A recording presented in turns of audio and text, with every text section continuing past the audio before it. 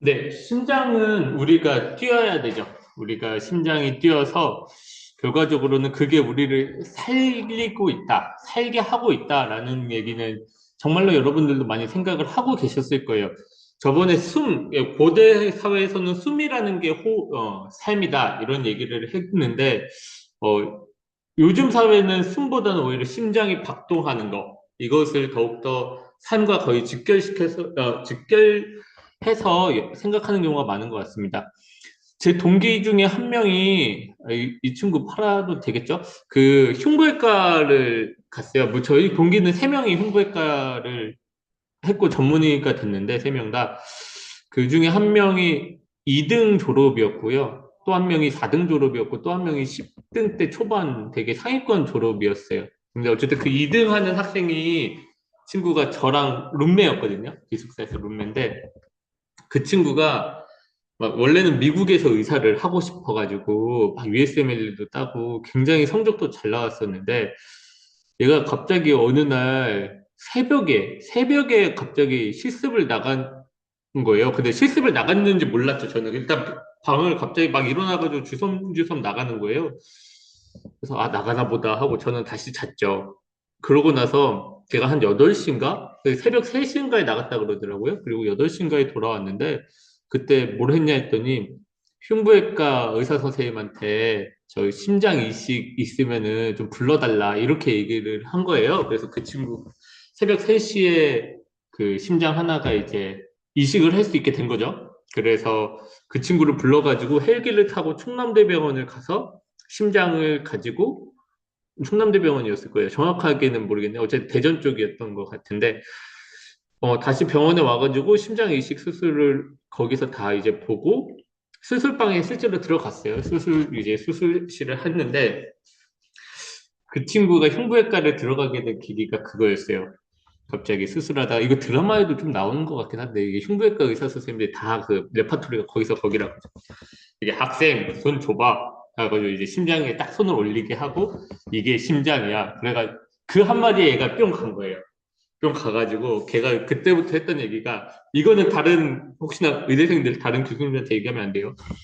막 눈이 중요하다는 얘기는 막 몸이 1000냥이면 눈이 900냥이다. 뭐 무브먼트 이즈 라이프, 정형외과가 중요하다라고 하면 움직이는 것이 삶이다. 막 이렇게 자기가 중요하다는 걸 포장해야 되는데, 흉부외과는 아, 학생 이게 심장이야, 이 한마디면 끝난다라고 해가지고 거기에 이제 완전히 매료돼서, 그게 본과 4학년 초기인데 한 2년 동안 계속 흉부외과를 생각을 하다가 진짜로 흉부외과를 갔더라고요. 그랬던 케이스가 있습니다. 그만큼 우리의 심장은 삶과 연결되어 있고, 그래서 낭만이 있는 거죠. 그럼 우리가 심장이 왜 뛰어야 될까요? 왜 뛰어야 될까요? 그냥 일반적으로 우리가 만약에 단세포 생물이다라고 생각을 해봅시다. 그러면은 심장이 뛰는 게 중요한 게 아니라, 순환을 하는 게 중요한 게 아니라, 이 세포가 어디에서 살고 있냐가 중요하겠죠. 그래서 살만한 곳에 있으면 알아서 필요한 물질은 얻을 거고요. 필요 없는 물질은 뱉을 겁니다. 근데 우리는 단세포가 아니죠. 여러 개의 세포들로 구성되어 있는 다세포 생물이잖아요. 다세포라고 하기에도 이따가 우리 몸의 세포 개수가 몇 개인지 잠깐 얘기할 건데, 굉장히 많은 세포를 우리가 갖고 있단 말이에요. 근데 그럴 경우에는 어떤 문제가 생기냐? 우리가 물질 대사를 할 수 있는 그 표면은 한정되어 있어요. 그래서 만약에 우리 몸이 이렇게 원통형 튜브 같은 구조로 세포가 구성되어 있다고 해봅시다. 그러면은 좋은 물질은 여기 있는 세포들이 먼저 다 써버리고, 여기 끝에 있는 세포는 좋은, 내가 필요로 하는 게 많이 좀 쓰여진 상태로 올 거 아니에요? 반대로 얘네들도 다 이제 모두가 다 웨이스트 프로덕트, 노폐물들을 만들어 가지고 내보낸다면, 얘는 저기 밖에 깨끗한 환경과 가까우니까 그렇게 웨이스트 프로덕트가 많지 않을 텐데, 여기는 잘 안 나가게 되겠죠. 쌓이고 쌓이니까 안 나가가지고 쌓이거든요. 여기 앞에 정체돼가지고. 그래서 이쪽은 웨이스트 프로덕트 농도도 굉장히 높을 거예요. 그러면은 저기 끝에 있는 세포랑 여기 안에 있는 세포는 사는 환경이 너무 다르겠죠. 그럼 어떻게 해주면 좋을까요? 간단하게 생각하면 가만히 두지 말고 저기 있는 바깥의 환경을 좀 안쪽까지 넣을 수 있게 뭔가를 이렇게 쏴주면은 그러면 좀 환경이 좀 좋아지지 않을까요? 그래서 요 논리는 지금 디퓨전, 확산만 일어나고 있는 형태인 거예요. 확산. 그런데 무엇을 쏴준다. 밖에 있는 깨끗하고 좋은 환경을 안쪽까지 들어올 수 있을 정도로 쏴준다. 그러면 그거는 이제 컨벡션이 되거든요. 대류. 그렇게 되면 좋은 환경이 여기 끝까지 잘 올 거고, 그렇게 모든 세포들이 평화롭게 살 수 있겠죠. 그 역할을 하는 게 심장입니다. 심장인데, 우리 심장은 방과 실이 몇 개로 구성되어 있다고 제가 저번에 말씀드렸죠. 네, 네 개로 되어 있어요. 그래서 간단하게 방과 실이 두 개씩 있다. 그러니까 좌심 심장이 있는 거고요. 우쪽 심장이 있는 거예요. 이렇게 두 개로 나눠진 것의 가장 큰 장점이 무엇일 것 같아요? 역류하지 않는다. 굉장히 좋은 말씀입니다. 역류하지 않는다. 근데 역류하지 않는 가장 큰 이유는 어, 밸브 때문이에요. 그 판막들이 있거든요. 왜냐면 우리는 이게 정맥으로 가면 그 음압이 되는 경우들도 꽤 있어요. 어떤 자세에 따라서 우리가 실제로 다리를 이렇게 누워가지고 벽에 기대서 올린다라고 생각을 해봅시다. 그러면은 정맥에 음압이 걸려요.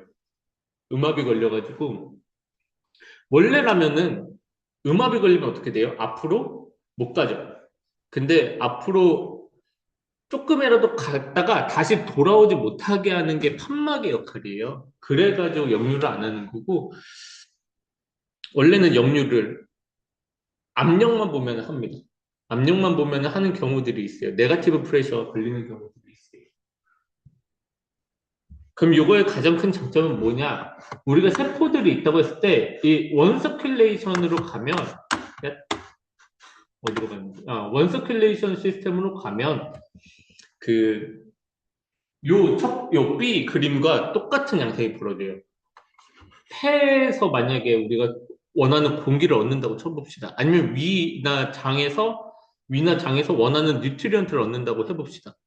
그럼 그쪽에 있는, 그 근처에 있는 세포들은 산소를 많이 얻을 수도 있겠죠? 아니면 뭐 장 근처에 있는 세포는 영양소를 많이 얻을 수도 있을 거예요. 근데 만약에 걔네들과 멀어진다. 그러면 여기에 있는 상태랑 똑같이 갑니다. 이게 한 번 펌핑을 해가지고 폐까지 갔다가 이게 시스템으로 돌아온다라고 하면 폐까지 가서 이 근처에 있는 애들은 좋을 텐데 폐로 바로 들어가기 직전 여기에 있는 세포들은 산소 공급이 원활하게 안 되겠죠. 장을 봐도 똑같을 거고. 그런데 우리 몸은 투 챔버로 나눠져 있잖아요. 그래가지고 이런 일들이 안 나타나는 겁니다. 어떤 일이 벌어지냐? 투 챔버니까 우리 몸에 필요한 혈액은 좌쪽 심장이 다 공급을 해요. 그럼 다 공급을 하면은 이제 노폐물들을 산소는 다 주고 노폐물들은 이렇게 막 얻어서 오겠죠? 쌓아서 오겠죠? 그 피를 이제 정맥혈이라고 하는데 실제로 피 색깔이 바뀌어요. 그래서 우리가 동맥혈과 정맥혈의 그 피 색깔이 빨간색이면 보통 동맥혈입니다. 근데 정맥혈은 약간 근데 검붉은색, 약간 푸른색 이런 색을 띄어요. 그래서 우리가 정맥도 파란 이유가 정맥혈이 그렇게 오트 세츄레이션, 산소 파우더가 떨어져서 그렇거든요.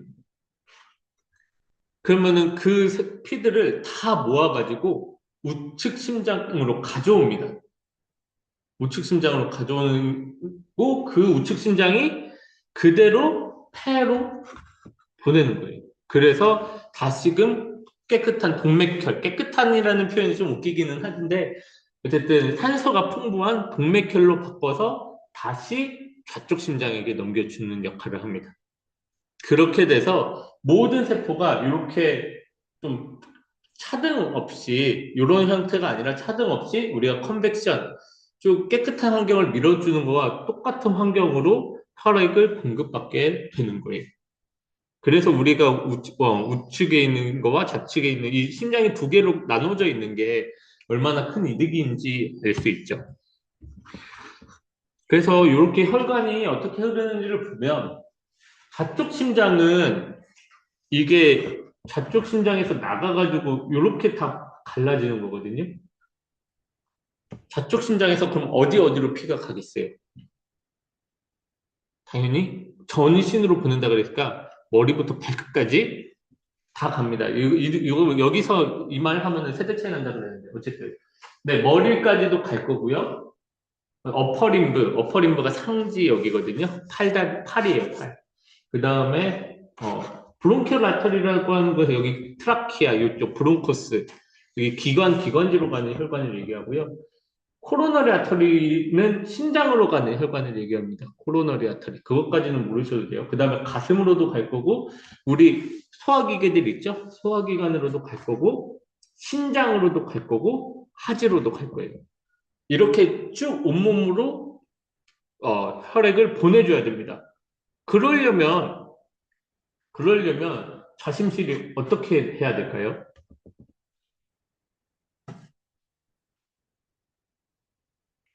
머리부터 발끝까지 피를 보내기 위해서는 네, 압력이 높아야 돼요. 이 심장이 수축을 굉장히 잘해줘서 여기로 충분한 압력을 보내줄 수 있어야 됩니다. 그래서 우리가 혈압을 보통 몇 밀리미터 머큐리가 정상이라고 알고 있죠? 근데 한번 잠깐 저번에 언급하긴 했는데 120에서 80 심장이 수축할 때 120 밀리미터 머큐리라는 얘기는 그 수은이 120mm 이렇게 높이 쌓여 있을 때 얘가 누르는 압력과 똑같다라는 뜻이에요. 그 다음에 심장이 이완을 할 때는 80mm 머큐리. 그렇게가 정상 수치가 됩니다. 굉장히 압력이 높아요. 그렇기 때문에 좌심실을 실제로 보면 두껍습니다. 이 근육들이 굉장히 두껍게 되어 있어요. 그리고 나서 이제 얘네들이 다 결과적으로 온 몸에 필요한 영양소들은 다 만약에 산소들은 공급을 했어요. 그러면 이제 아까 우심장으로 와가지고 다시 폐로 가야겠죠. 그 우심장으로 모이는 통로가 뭐가 되는 거예요? 이게 베인이 되는 겁니다. 정맥입니다. 물론 이제 폐 정맥은 또 다른 얘기지만 폐 쪽은 우리가 아예 따로 생각하는 걸로 하고 이 정맥이 그렇게 되는 거죠. 그래서 동맥을 통해서 우리 몸에 필요한 영양소들을 공급하기 위해서 피가 가고, 그럼 그 영양소들이 교환이 일어나는 곳은 어디예요? 그게 정맥은 이미 다 교환된 것을 모으는 역할이니까 그 사이에 있는 혈관이 그 영양소를 전달해주고 웨이스트 프로덕트를 받는 역할을 합니다. 그게 우리가 폐포랑 비슷한 구조라고 생각하면 돼요. 공기도 우리가 들어왔는데 한 30%는 그 가스변이 전혀 일어나지 않고 그냥 왔다가 나갔다가 하는 통로였죠. 근데 폐포까지 가야 그때 가스변이 일어난다. 그래가지고 기관이 막 23번까지 이렇게 막 브랜치가 되더라라는 얘기를 했었습니다. 그거와 마찬가지로 이 중간에 그렇게 막, 막 얇은 막을 형성해줘야 되고 또 교환이 일어날 만큼 충분히 또 속도가 느려야 되고 표면적이 넓어야 되고 그것들이 캐필러리라고 합니다. 모세혈관이라고 하죠. 한글말로. 그래서 동맥을 통해서 모세혈관에서 이제 물질 교환이 다 일어나고 정맥으로 모여서 우쪽 심장으로 가게 됩니다. 그게 심장의 혈액을 받는 곳은 우리가 에이트리움이라고 하고요. 그리고 이제 심장이 짠해서 밖으로 밀어내는 곳을 벤트리클이라고 합니다. 그래서 이제 라이트 에이트리움으로 피가 들어오면 크게 두 가지 베인이 있어요. 인페리어 베나카바, 스페리어 베나카바, 위쪽은 뭐 그렇게 나눠지는데 결과적으로는 라이트 벤트리클로 혈액이 모여서 수축을 하게 되면 얘네는 다 어디로 가는 거예요? 우쪽 심장에서 가는 혈액은 다 폐로 가는 겁니다.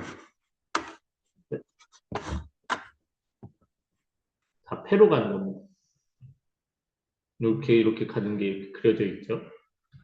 근데 폐는 어때요? 심장 바로 옆에 있죠. 심장 바로 옆에 있으니까 얘는 압력이 셀 필요가 없어요. 그래서 실제로 폐 쪽은 굉장히 압력이 낮습니다. 보통 25에서 8mm 머큐리 이 정도로 얘기하는데 그래서 우측 심장은 어떻게 해요? 어떨 것 같아요? 얇아요. 생각보다 많이 얇습니다. 그래서 우리가 심장은 가운데 있거든요. 근데 사람들이 계속 우측에 있다 그러나? 우측에 있다 그러나? 그죠? 우측에 있다고 보통 이렇게 많이 얘기를 하죠. 그래서 그죠? 여기가 우측이니까 여기 우측에 여기 보통 이쪽에 심장이 제일 잘 만져지는 PMI라는 것도 있는데 왜 그렇게 느끼냐? 왜 그렇게 느끼냐? 그게 좌심실이 엄청 커서 그렇습니다. 우측이 작고 좌측이 엄청 커가지고 우리가 원래 심장은 가운데 있는데 가운데 있다고 느끼지 못하는 거예요. 어쨌든 그래서 폐는 그렇게 폐순환이 이렇게 되어 있는 거고요. 근데 특별히 보면은 좀 독특한 시스템이 하나가 보일 거예요. 어떤 시스템이냐? 캐필러리가 두 개가 있는 시스템이 있네요. 그죠?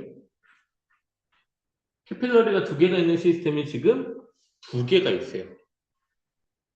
하나는 뭐냐? 하나는 포탈베인입니다. 포탈베인이라고 하는 거는 뭐냐면 우리 몸에서 이제 위나 뭐 소장, 대장 이쪽으로 혈관이 한번 가요. 그게 그 혈관이 이제 스플래크닉 아터리, 메젠테릭 아터리라고 하는데 스플래닉은 말 그대로 스플래닉 비장 쪽으로 간다는 뜻입니다. 비장이 스플린이거든요, 영어로. 그래서 스플래닉이고 메젠테리는 이제 우리 소장, 대장으로 가는 혈관이라서 두 개, 소장으로 가냐, 대장으로 가냐, 뭐 이렇게 크게 두 가지가 있어요. 위쪽은 뭐 스페리어 메젠테리 아터리, 아래쪽은 인페리어 메젠테리 아터리, SMA, IMA 뭐 이렇게 부르는 메젠테리 아터리들이 있는데 얘네들이 장으로 가면은 어떻게 되겠어요? 장에게 필요한 물질들도 공급을 하면서 장에서 흡수하는 뉴트리언트를 가지고 오겠죠. 근데 장에서 흡수하는 물질들이 다 안전하진 않죠. 얘네가 우리가 술도 먹잖아요. 술이 원래는 어떤 건지 아세요?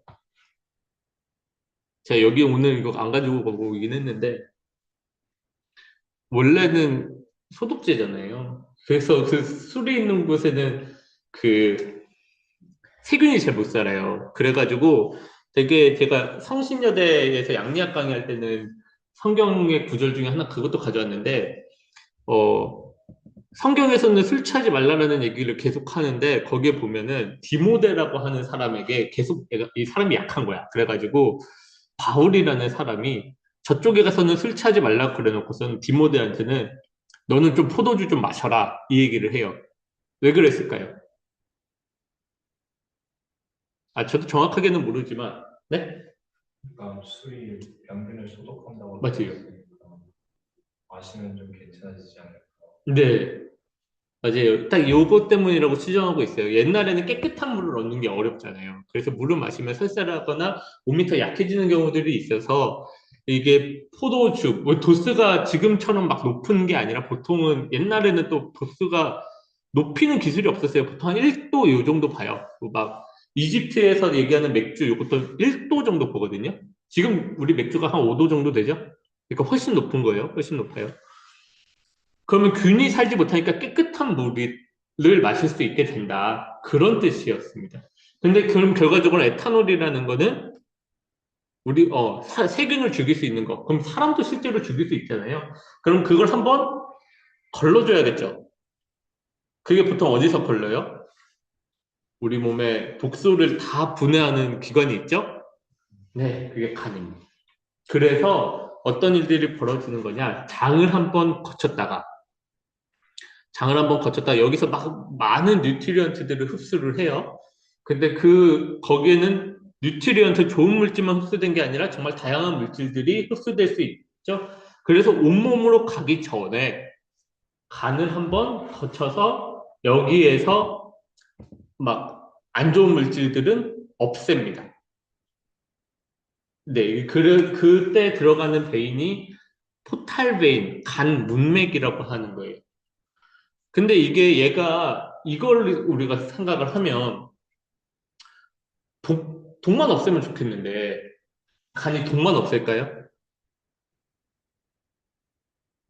그렇지 않아요. 뭐 하나를 더 없애요. 뭘 또 없을 것 같아요?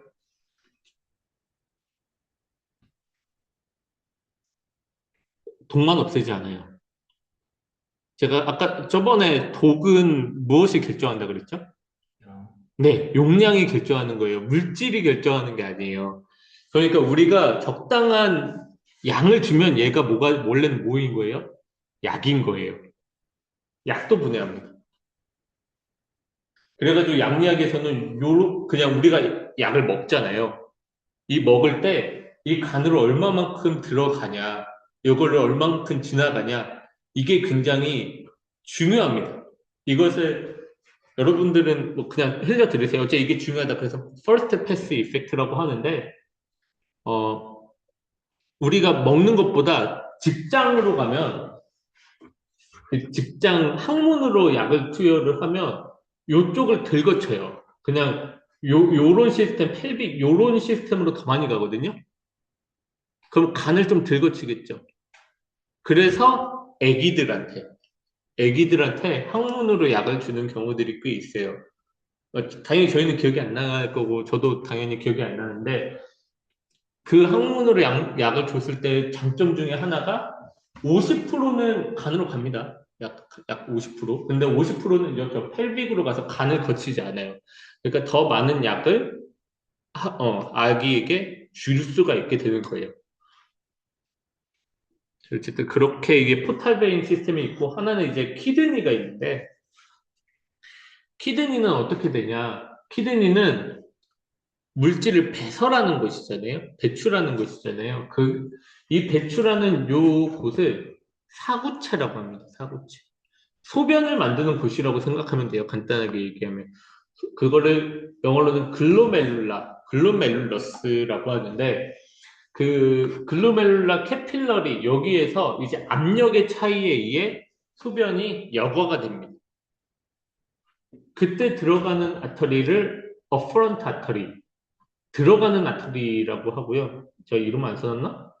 아, 네, 들어가는 아터리, 어퍼런트가 들어온다는 뜻이고 이퍼런트가 나가다는 뜻이에요.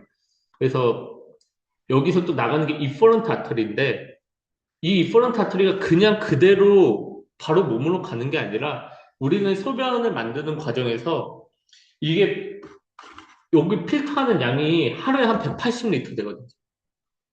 180리터가 되면 어떻게 될 것 같아요? 우리 하루에 180리터 이상의 물을 마셔야 살 수가 있어요. 그러면 이 과정에서 무엇이 일어나는 거냐? 필요한 물질들은 다시 업소션을 합니다. 그리고 필요 없는 물질들은 다시 배설하고, 그 다음에 그 소변을 컨센트레이션, 농축시키는 과정을 거쳐요. 그래서 보통 180리터가 이렇게 나오는데 소변은 1리터에서 2리터 사이, 요 정도만 남기고 다 농축이 되는 거죠. 거의 100배 농축이 되는 건데 그 과정에서 혈관이 한 번 또 지나게 되는 겁니다. 튜브를 지나게 돼요. 그래서 캐필러리가 두 번 지나고 그 다음에 필요한 물질들 다 업소션을 하고 필요 없는 물질 더 배설해서 그 다음에 레날 베인을 통해서 신장 베인, 레날 베인을 통해서 우심방으로 혈관이 이동을 하게 됩니다. 여기까지 이해되셨나요? 여기까지. 여기 신장에서 뭐 농축하는 과정 요거는 저희가 다음에 자세하게 배울 거예요. 어차피 저도 5월 달에도 의과대학에서 신장 생리학 강의가 있어가지고 또 준비를 해야 돼서 그때 좀 맞춰서 신장 강의를 여기서도 진행을 하려고 합니다. 당연히 난이도는 많이 달라요. 많이. 네, 그러면 이제 혈관이 흐르는데 우리가 혈관이 막 혈액이 흐르고 있다 이걸 느끼고 계신 분 있으세요? 느끼고 있는 분 없죠? 네, 없어야 돼요. 그게 왜냐면 혈액이 흐를 때는 이쁘게 라미나 플로우라고 해가지고 측류로 흘러요. 측류로 흐른다는 거는 근데 층층이 흘러가지고 그냥 이쁘게 그냥 파동 없이 그냥 흘러간다라고 생각을 하시면 돼요. 혈액이 그렇게 흐르고 있는데 문제가 생기면 갑자기 난류가 생깁니다.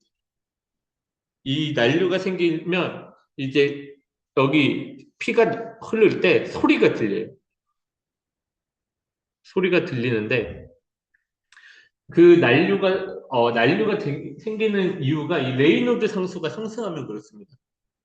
이거는 여러분들이 뭐 자세하게 아실 필요는 없는데 어쨌든 레이노드 상수라고 하는 게 있고 얘가 2000을 넘어가면 그때부터 난류가 생기거든요. 네. 그래가지고 2000 이하일 때 라미나 플로 우리 혈액은 레이노드 상수가 그렇게 높지 않아서 소리가 잘 안 나는데 여기 레이노드 상수를 보면은 직경이 있어요. 분자에. 그리고 벨로시티가 있습니다. 혈액의 속도가 빠르면 난류가 일어날 확률이 높다는 거죠. 네. 그래서 벨로시티를 높이면 난류가 들려요. 그걸 통해서 우리가 하는 원리 중에 하나가 혈압을 재는 겁니다. 혈압을 잴 때 이게 어떻게 보통 여러분들은 요즘은 다 기계로 재잖아요. 기계로 이렇게 팔 넣어가지고 재는데 원래 원칙적으로는 그 의사들이 청진기를 여기 팔에다가 대고 여기 그냥 혈압계를 감싸가지고 압력을 쭉 높이거든요. 높인 다음에 낮추면서 소리를 듣고 혈압을 재요. 원래는. 그걸 이제 기계화한 게 지금의 혈압계라고 생각을 하시면 됩니다. 그러면은 어떤 소리가 들리냐면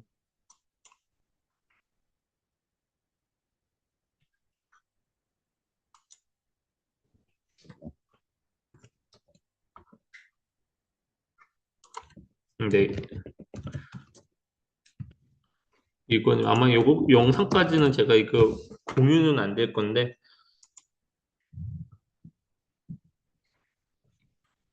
이런 뭔가 흐르는 소리가 들려요. 그리고 쿵쿵 뛰는 거는 우리가 심장이 뛰어가지고 쿵쿵 소리가 들리는 겁니다.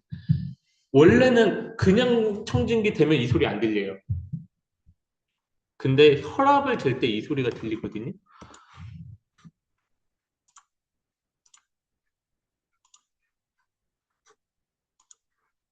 이게 어떻게 되는 거냐면 저희가 혈압을 원래 우리가 제일 높은 혈압보다도 더 안전히 감싸요. 그러면은 혈액이 안 흐르겠죠. 안 흐르는데 이 높을 때보다 압력이 조금 낮아지면 이때 조금 흐를 거고 이때 조금 흐를 거잖아요. 살짝 열려면서 혈액이 확 흐른단 말이에요. 확 흐르니까 어떤 현상이 벌어지냐? 굉장히 빠르게 흘러요. 속도가 증가합니다. 그래서 난류가 생겨요. 난류가 생겨서 그 소리가 들리는데 언제만 이제 난류가 생기는 거예요. 애초에 압력이 지금 막고 있는 혈압보다 낮으면 피가 안 흐르죠. 그러니까 순간적으로 높아질 때만 흐르면서 빨리 흐르니까 소리가 들리는 거예요. 여기까지 아시겠죠? 그래서 완전히 막혀 있을 때는 소리가 안 들립니다. 막혀 있으니까. 그러다가 중간중간 심장이 뛸 때만, 압력이 높아질 때만 혈액이 빠르게 흘러요. 그래서 소리가 들리고, 그러다가 어느 시점이 되면 완전히 다 풀려버렸다. 그러면은 다시 우리 안 막고 있으니까 혈액이 그냥 평온하게 라미나 플로우로 흐를 거잖아요. 동맥 압력보다 낮아지니까. 그럼 또다시 소리가 안 들립니다. 그래서 혈압을 어떻게 재냐? 소리가 들릴 때 압력을 재고요. 그 다음에 계속해서 압력을 낮춰서 소리가 안 들릴 때의 압력을 잽니다. 그래서 소리가 들리기 시작할 때의 압력이 시스톨릭 압력. 저희가 120에 80에서 그 120이 그거인 거고요. 그 다음에 수축기 혈압, 한글로는. 그 다음에 소리가 안 들리기 시작하는 포인트가 다이어스톨릭 프레셔. 이완기 혈압이 되는 겁니다. 80 정도가 되는 거죠. 네, 그래서 혈액이 원래는 가만히 라미나 플로우로 잘 흐르고 있지만 가끔 레이노드 상태가 상승해서 터뷸런트가 되면 소리가 들린다. 그 소리가 들리는 원리는 소리가 들리는 그 원리를 이용해서 혈압을 측정할 수 있다. 이게 1교시까지의 내용이고요. 원래는 오늘 쭉쭉쭉쭉 심장은 어떻게 자발적으로 뛰는가, 그리고 심장은 어떻게 압력을 만들어내는가, 이것에 대해서 공부를 하려고 했으나, 일단은 좀 쉬었다가, 그, 네, 다른 내용 좀 하도록 할게요.